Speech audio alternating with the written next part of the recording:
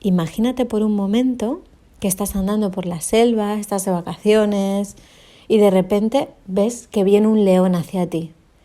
¿Qué haces? Envías una señal a tu cuerpo de, vale, estoy en peligro. Así que tu cuerpo lo que hace es que envía toda la sangre a las extremidades, piernas para correr, brazos para luchar en caso de que lo necesites. Tu sistema digestivo cambia, ahora no es momento de tener hambre o bien incluso puedo tener diarrea de los nervios que estoy sintiendo. Además, también tu vista, la periferia de la vista se reduce, se nubla. ¿Para qué? Para focalizarte en el objetivo final, correr. Toda tu energía está puesta en salvar tu vida, en nada más. Aumenta incluso tus pulsaciones para que la sangre pueda bombardear a todo el cuerpo de forma efectiva. Esto es lo que pasa cuando tu vida corre peligro, pero tu cuerpo no puede diferenciar si es por un león, o si es por una cita, o si es por hablar en público, o si es por hablar en una entrevista de trabajo importante para ti. Por lo tanto, las reacciones fisiológicas son muy parecidas. Esto es lo que pasa cuando tengo ansiedad. Y según la Organización Mundial de la Salud, afecta a más de 264 millones de personas en todo el mundo. Empezamos el podcast de hoy con Lina y su caso particular.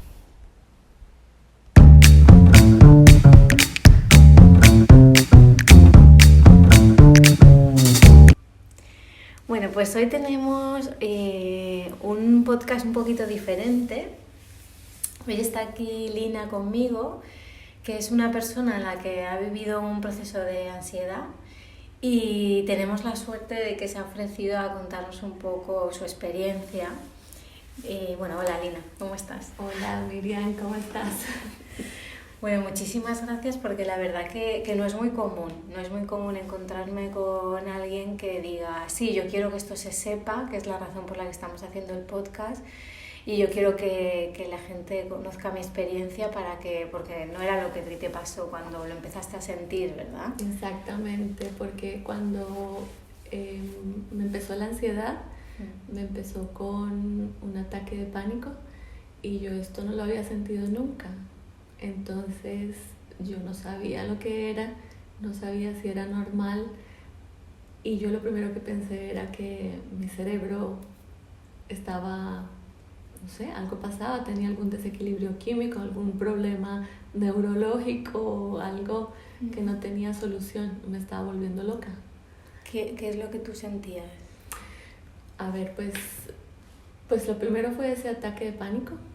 ¿Cómo era? Para que la gente no sabe lo que es un ataque de pánico. Pues yo estaba durmiendo y me desperté con muchísimo miedo, como si estuvieras, no sé, en peligro de muerte, ¿sabes? Como si te vas a caer de un edificio o tienes enfrente un león, yo no sé, un miedo extremo. Yo ya no podía pensar en nada, pero en cuánto miedo tenía. Pero no sé a qué, porque estaba durmiendo y me desperté en un estado de miedo total. Entonces, claro, eso fue muy impactante y yo me levanté y trataba de respirar, pero claro, mi respiración era agitada, yo estaba muy agitada y quería salir corriendo, pero ¿para dónde? ¿Sabes? O sea, era un poco inexplicable. Pero tu mente está como poseída, diría yo, por el miedo. ¿Nunca lo había sentido? No, yo nunca lo había sentido.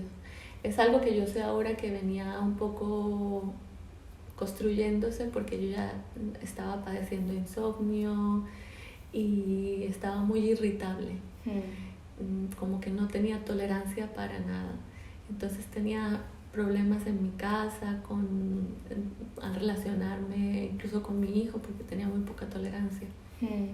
Pero claro, ahí es cuando tú piensas que si el sentido común no funciona y yo no pude parar al ver toda esa intolerancia y toda esa frustración, de alguna forma tiene que salir.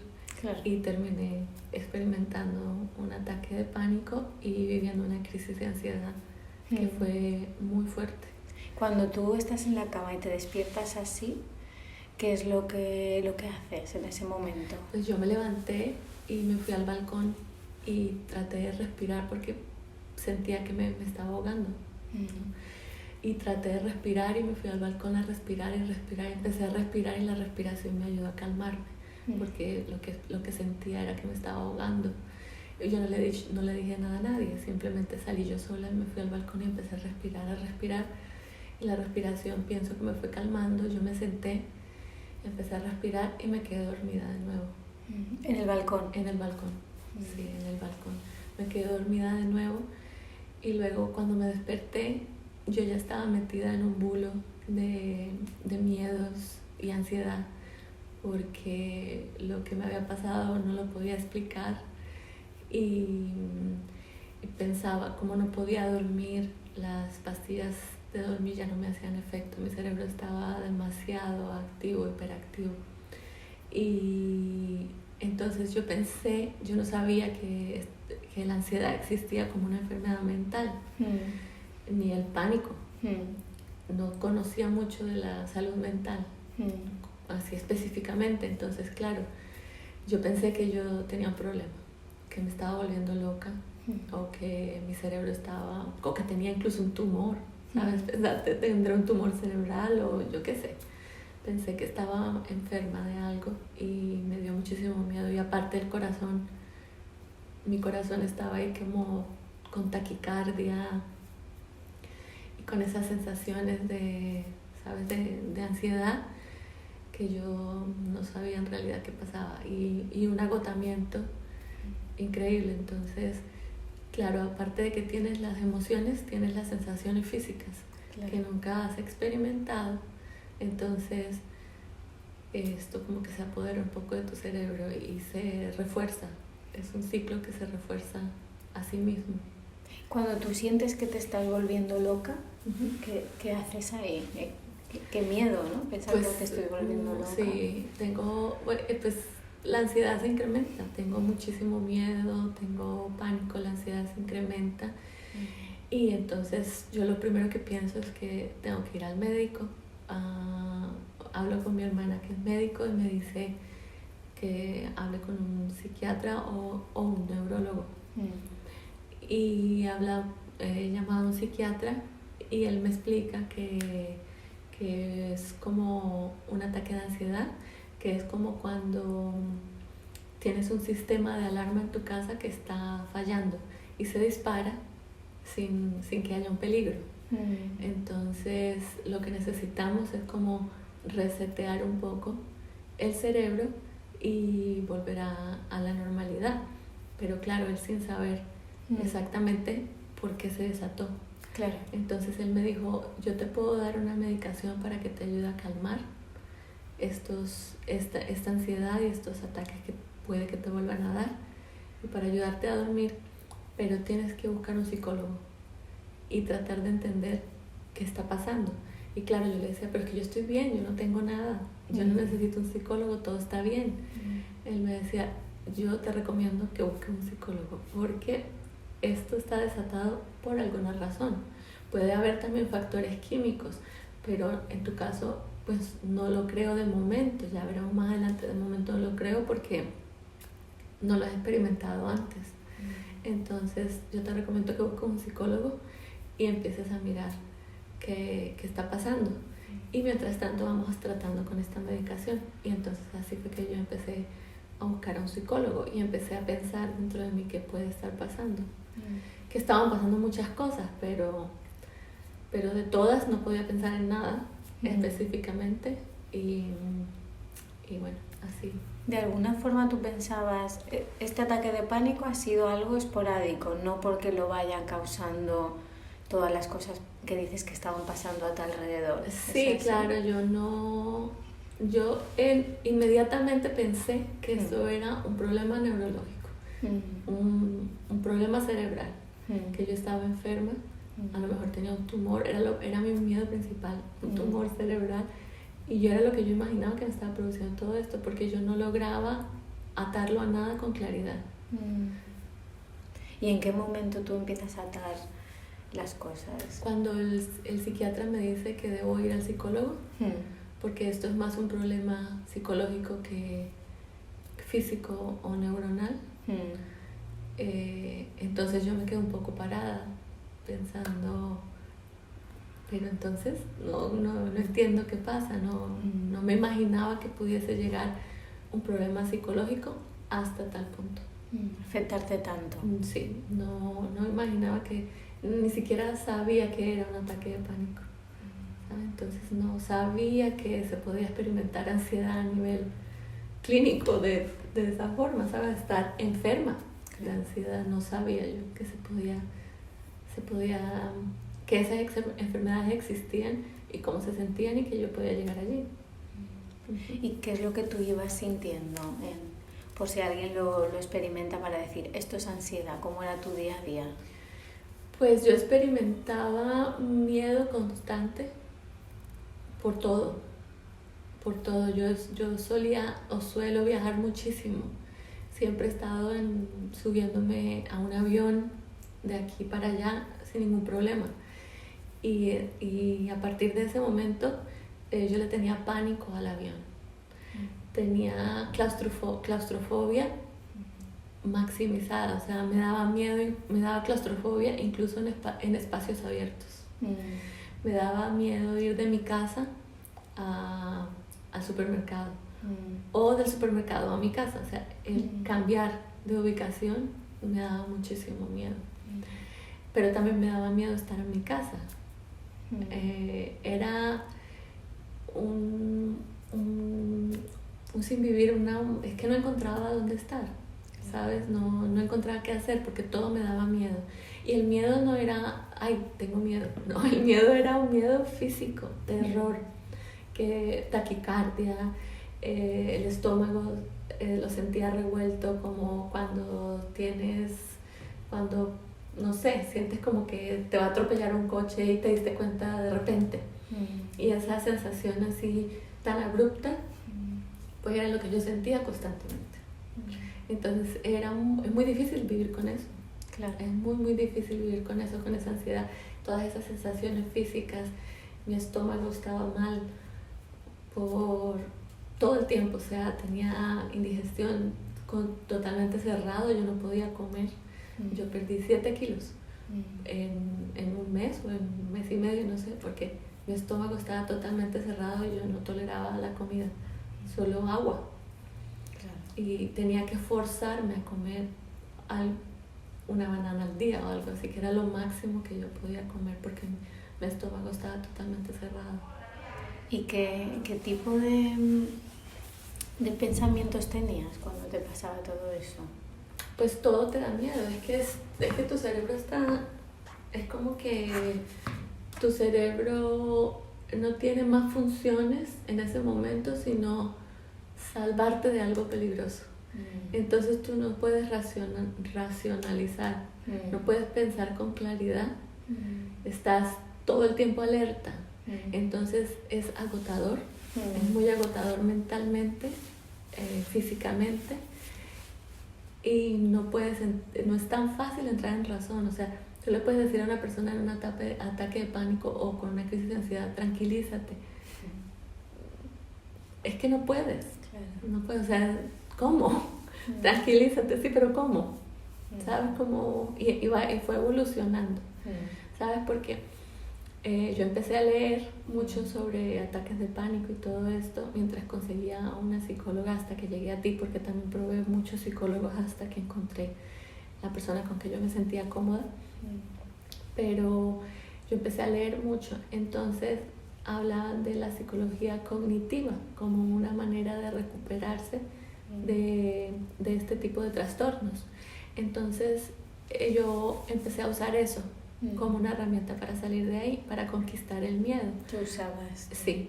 Entonces yo dije, no voy a dejar que mi cerebro me convenza de que todo da miedo. Voy a convencer a mi cerebro de que esas cosas no dan miedo. Entonces yo empecé a encerrarme en los ascensores, en habitaciones oscuras, para superar la claustrofobia. ¿Te forzabas las cosas que te daban miedo? Yo me obligaba. Entonces todas las cosas que me daban miedo yo me exponía para convencer a mi cerebro de que estaba equivocado. Y funcionó hasta cierto punto, ¿sabes? Porque todas las sensaciones de miedo cambiaron. Yo me subí en un avión, hice un viaje de 10 horas y me obligué a hacerlo. Y claro, cuando yo llegué al otro lado yo me sentía una campeona por haberlo logrado, pero la ansiedad continuaba. Entonces yo conquisté la parte de los miedos de alguna manera con esta forma cognitiva. Pero como el problema no era cognitivo, en realidad el problema era de experiencias pasadas que me llevaban, que yo llevaba acumulando en un proceso de ansiedad que llevaba internamente sin yo misma reconocerlo. Entonces el hecho de que yo conquistara cognitivamente algunos miedos no iba a hacer que yo resolviera mis conflictos interiores. Claro. O sea, iba a hacer que yo conquistara esos miedos específicos, pero no que superara la crisis por la que estaba pasando.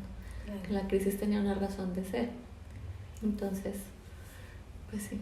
¿Qué es lo que hiciste tú para que ahora ya consideras que ese proceso está superado, ¿no? Sí, sí. ¿Qué es lo que te ayudó? Lo que más me ayudó fue la terapia. La terapia, porque tu cerebro es tan fuerte y conocemos tan poco del cerebro químicamente que la medicina que actualmente existe es limitada en realidad. Entonces yo pasé incluso 5 o 6 días sin dormir tomando medicamentos, ¿sabes?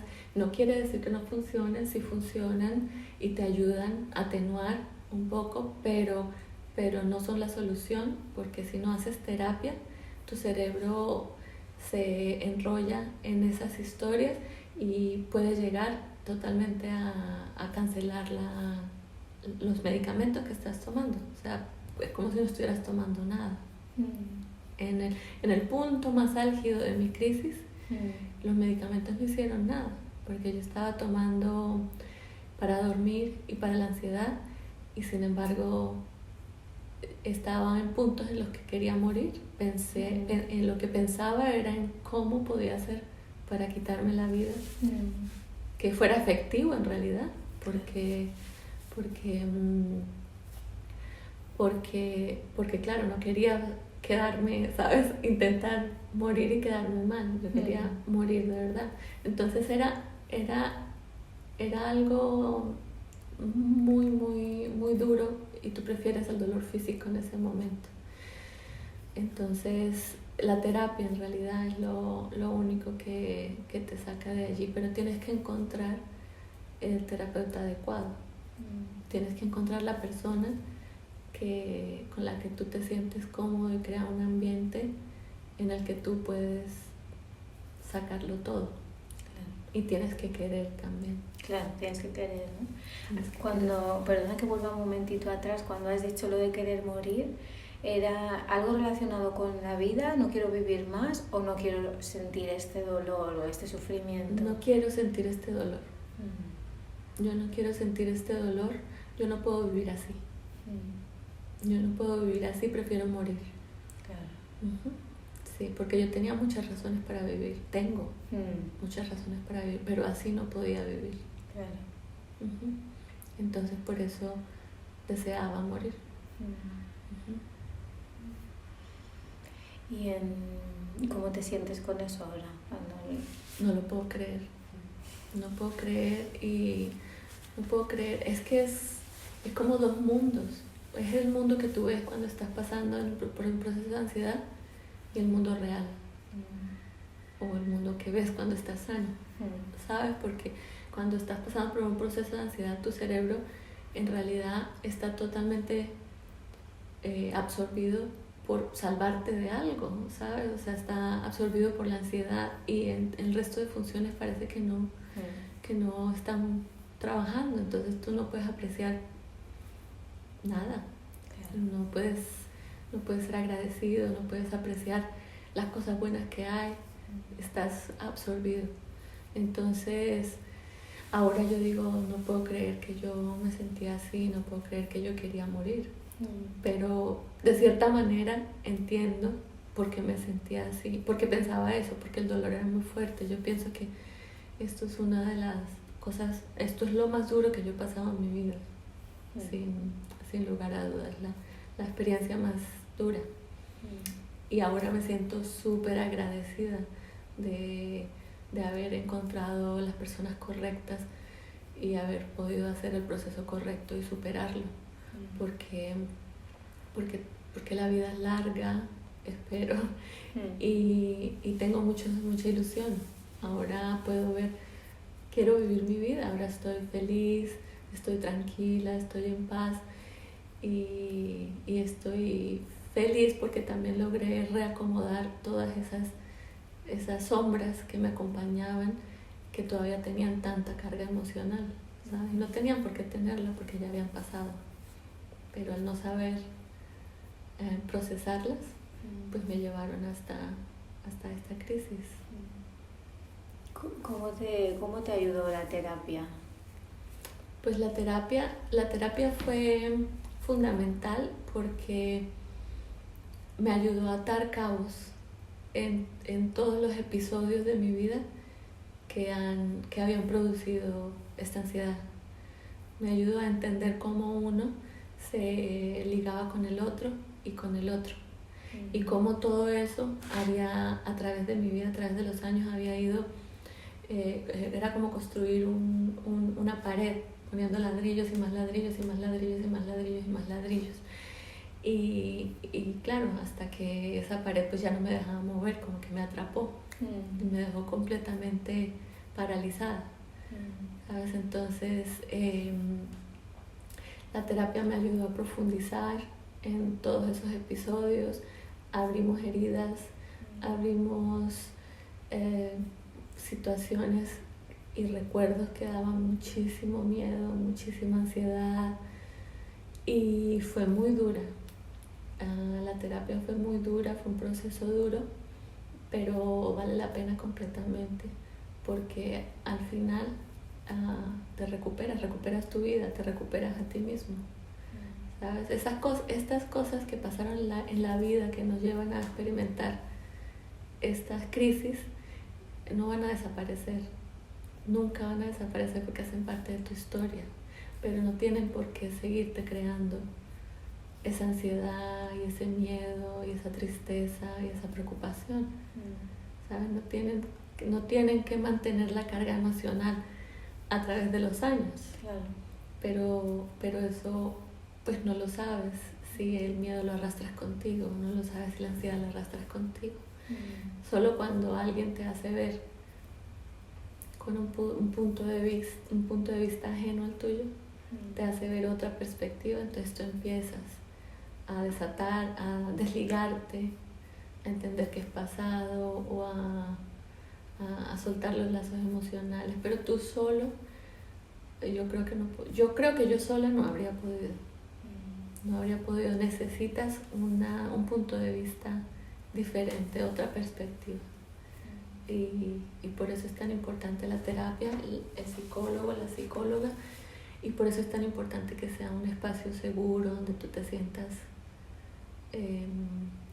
bien, te sientas seguro y protegido, porque es que vas a poner ahí tu corazón y lo tienes que poner, porque si no, a lo mejor no funciona la terapia. Claro, porque tú decías que hay veces que has encontrado un lugar que no ha sido seguro cuando has iniciado en terapia. Sí. Y no te sentías cómoda.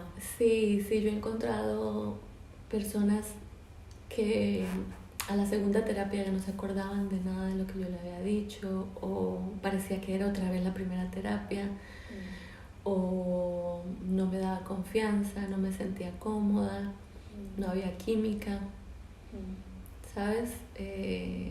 O parecía que era una estadística más, no le interesaba yo como persona, yo sentía que no le interesaba como persona, como paciente. Entonces, si no te sientes visto, escuchado, entendido y protegido, pues es muy difícil, porque es un proceso muy duro, ¿sabes? Y que lo encuentres a la primera, supongo, yo pensaba, sé que tengo que ir por muchos psicólogos, porque eso lo tenía asumido, porque tendría que tener mucha fuerza, mucha suerte para encontrar el psicólogo a la primera, ¿sabes? No, sí, puede que lo encuentres a la primera, pero también tienes que tener mucha suerte. Y yo nunca había ido a un psicólogo, así que tampoco sabía cómo buscar ni por dónde buscar. Claro. ¿Tú qué le dirías a alguien que está en ese proceso ahora? Que te pueda estar escuchando y que esté viviendo el profundo momento de ansiedad. Sí, vale.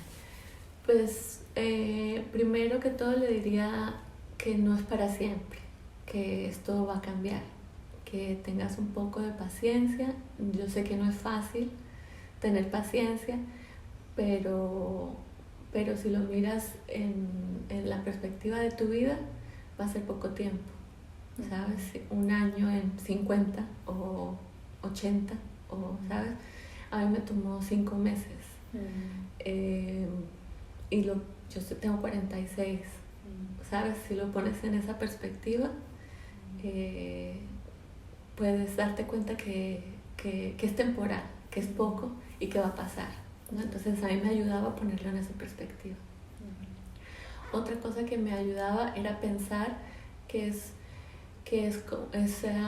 equivalente a, en la salud mental, esta crisis o estos trastornos son equivalentes para mí como un accidente de tráfico muy fuerte.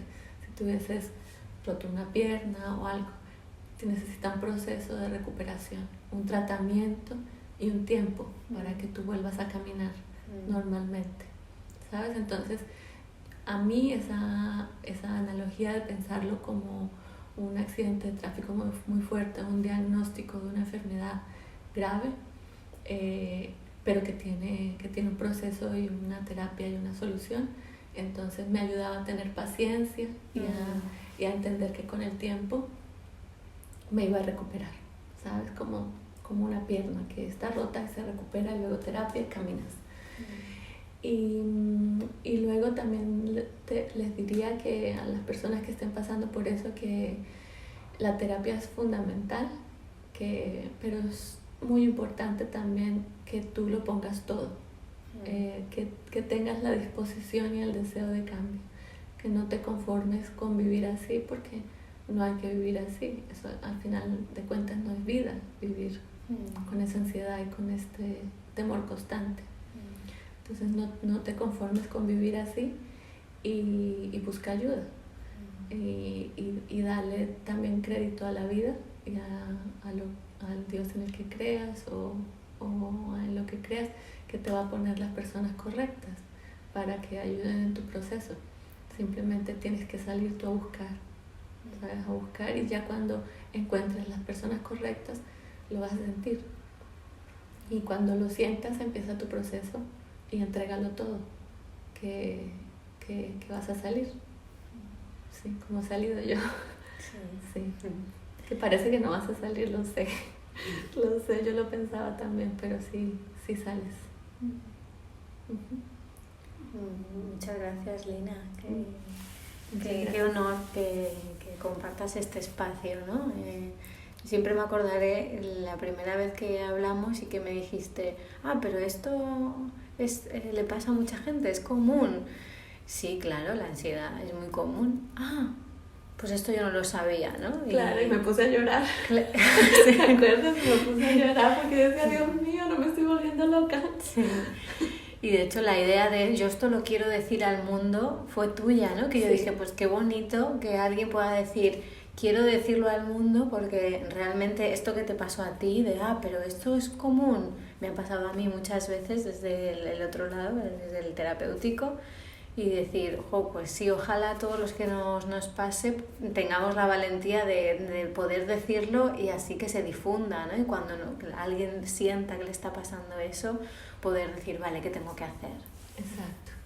Y sí que pasa, que sepas que es que a veces te sientes tú que eres el único que está pasando, porque nadie habla comúnmente de estas cosas, ¿sabes? Y es una de las cosas más interesantes, por decirlo de alguna manera, y que he hablado yo con mi familia.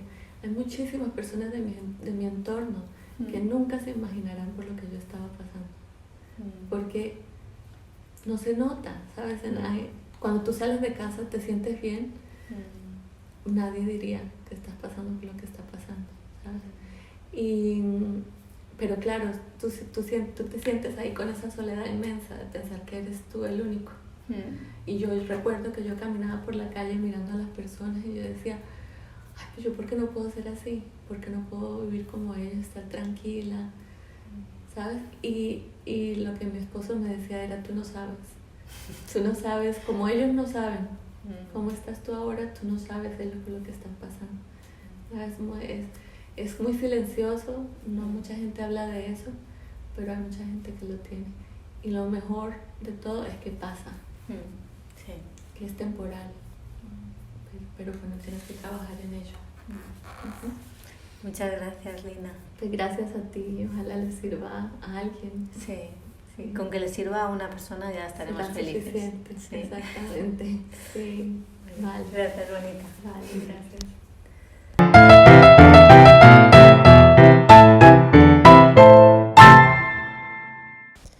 Y como siempre, quería acabar en este caso con un poema de Lina Ru que dice: ¿por qué se nos exige ser más que lo que somos?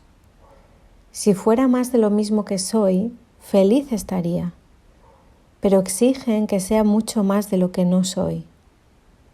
¿Cómo caminar en un mundo que en ansiedad estafa lo que eres por lo que deberías ser? Al caminar contempla, al comer contempla, al entender contempla, al pensar contempla. ¿Sí? Contempla lo que verdaderamente eres y así, al conocerte, sabrás distinguir lo que eres de lo que quieren que seas y podrás reír